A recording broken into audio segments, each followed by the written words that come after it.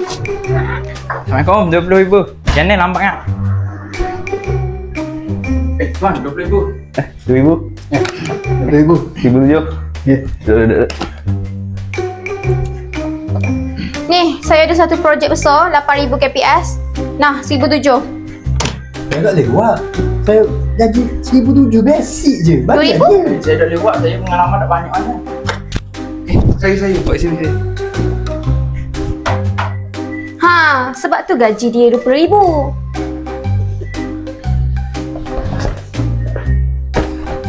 Apa tu? Ya. Ni ada projek tulang. Mudah-mudah je ni. Buat sikit-sikit Boleh? Baik. Ya. Terima kasih. Amat. 1,700. Tengok 20,000. Nak buat kerja. Tiba-tiba pergi ke 800. Buat kan ni. 800 tu boleh buat lelaki kerja.